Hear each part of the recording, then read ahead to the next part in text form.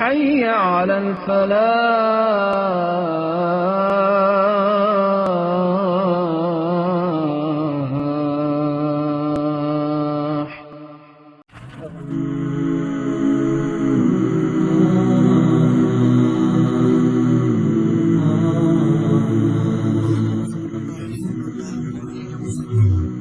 آج ہم قرآن کی 46ویں سورت یعنی سورت الاحقاف پر بات کرنے والے ہیں۔ یہ سورت ایک بہت ہی گہرے اور آپ کہہ لیں کہ کائناتی مکالمے کو ہمارے سامنے رکھتی ہے، اور ہم اسی کی تہوں کو کھولنے کی کوشش کریں گے۔ ذرا سوچئے اس سوال پر۔ یہ سوال ہمیں سیدھا سورت الاحقاف کی ایک بڑی حیرت انگیز کہانی کی طرف لے جاتا ہے۔ یہ کہانی ہے جنات کے ایک گروہ کی، جو انجانے میں قرآن سنتے ہیں، اور ان کا جو رد عمل ہوتا ہے نا، وہ ہمیں اس سورت کے مرکزی پیغام کی گہرائی تک پہنچاتا ہے۔ تو یہ سورت جو ہے، یہ ایک طرح کا فکری میدان جنگ ہے۔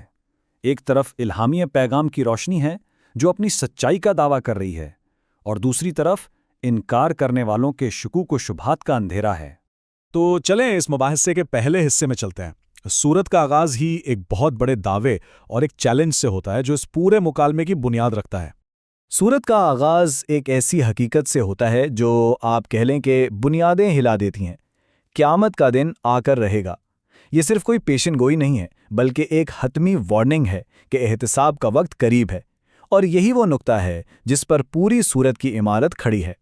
اور یہاں پر ایک بہت گہری منطق پیش کی گئی ہے کہ یہ کائنات کوئی کھیل تماشا نہیں ہے۔ اگر اس کی تخلیق کا کوئی مقصد ہے تو اس کا لازمی نتیجہ انصاف کا ایک دن بھی ہونا چاہیے، یعنی ایک بامقصد آغاز ایک بامقصد انجام کا ہی تقاضا کرتا ہے۔ اب ہم آتے ہیں اس مکالمے کے بالکل مرکز میں۔ یہاں سورت صرف دعوے نہیں کرتی، بلکہ ان دعووں کے خلاف جو اعتراضات اٹھائے گئے انہیں بھی سامنے لاتی ہے، اور پھر ان کے مدلل جوابات دیتی ہے۔ مطلب یہ ایک حقیقی فکری مباحثہ ہے۔ اچھا، جب دلیل کا جواب دلیل سے نہ بن پڑے تو پھر سب سے آسان راستہ کیا ہوتا ہے؟ انکار کرنے والے اس پیغام کی غیر معمولی طاقت کو ماننے کے بجائے اسے کھلا جادو کہہ کر نظر انداز کرنے کی کوشش کرتے ہیں۔ لیکن اس الزام کا جواب دیکھیں کتنا منطقی اور چیلنجنگ ہے۔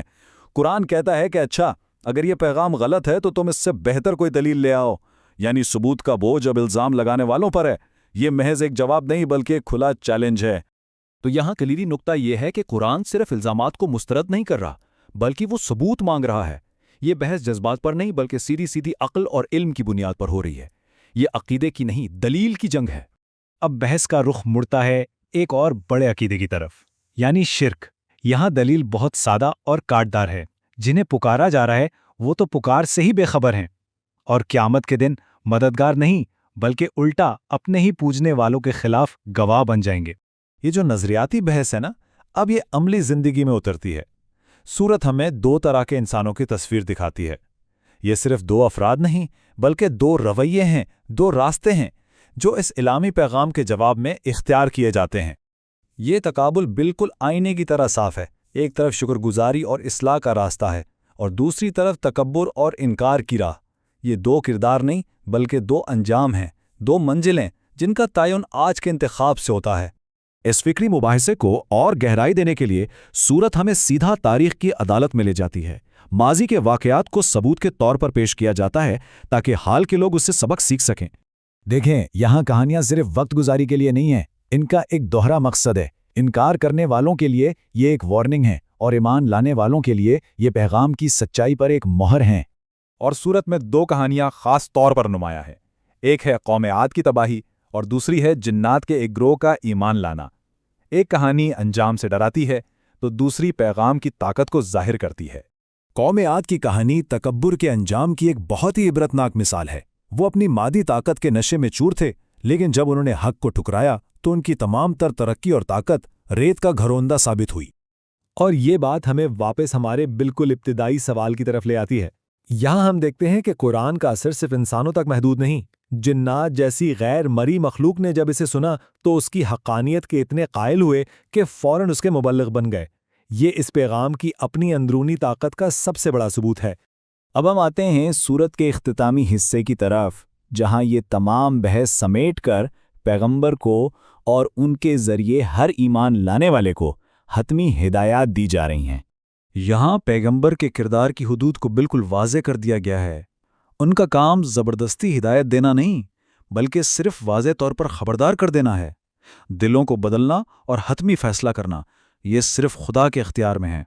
اور سورت کا اختتام اسی طاقتور نصیحت پر ہوتا ہے کہ چاہے کتنی ہی مخالفت کیوں نہ ہو، صبر اور استقامت کا دامن تھامے رکھو۔ یہ راستہ آزمائشوں سے بھرا ہے، لیکن حتمی فیصلہ اور کامیابی صرف اللہ کے ہاتھ میں ہے۔ اور یہ ہمیں اس آخری سوال پر چھوڑ جاتا ہے۔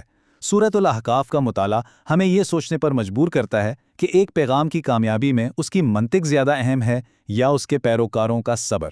شاید سچی کامیابی کے لیے دونوں ہی ضروری ہیں۔